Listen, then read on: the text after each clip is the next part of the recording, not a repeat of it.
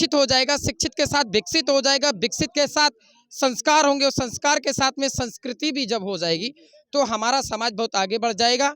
और वह दिन अब दूर नहीं होगा कि हम इतिहास भी, हमारे लाखा बंजारा साहब ने इतिहास जो लिखा था वही मार्मिक शब्दों को फिर दोबारा हम जगाने के लिए आए हैं और हम जगा करके रहेंगे।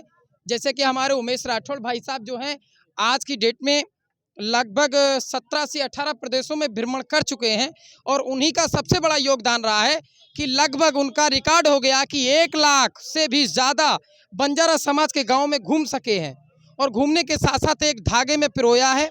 तो मैं सबसे बड़ी विषमता के साथ ये कहूँगा कि आने वाले भविष्य में यदि बंजारा समाज एकजुट होकर के लोकसभा चुनाव में यदि ताल ठोकेंगे तो अवश्य कुछ हमें नज़ारा कुछ और देखने को मिलेगा। जिस प्रकार कन्नौज लोकसभा सांसद द्वारा कन्नौज में जो पार्लियामेंट में जो आवाज़ उठाई गई है वो भी शून्यकाल में आवाज़ उठाई गई है हमारे सांसद द्वारा जी।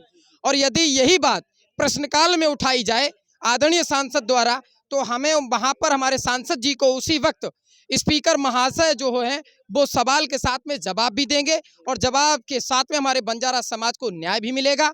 तो मैं आशा पूर्ण करता हूँ, कन्नौज के सांसद जी से एक बार आग्रह करता हूँ कि एक बार पुनः जोर से पार्लियामेंट में जाकर के प्रश्नकाल में आवाज़ उठाएं। और इस आवाज़ उठाने के लिए क्या बंजारा समाज, मैं एक बार फिर पूछना चाह रहा हूं कैमरामैन आपसे, एक बार ये हमारी बंजारा समाज खड़ी है, क्या हमारे साथ है बंजारा समाज?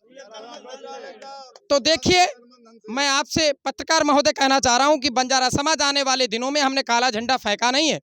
यदि हमारी आवाज़ पार्लियामेंट में नहीं उठाई गई और हमें अपना न्याय नहीं मिला तो बाबू साहब जो कह के गए थे ना, कल्याण जी आदर्श पुरुष, उन्होंने कहा था अपना हक मांगो और अपना हक ना मिले तो झापड़ मार के लो। तो हम झापड़ मार के भी लेना जानते हैं और हम लाखा बंजारा के वंशज हैं तो हम लेंगे। तो यही मैं अपनी वाणी को यहाँ पे विराम देता हूँ। धन्यवाद महोदय आपका।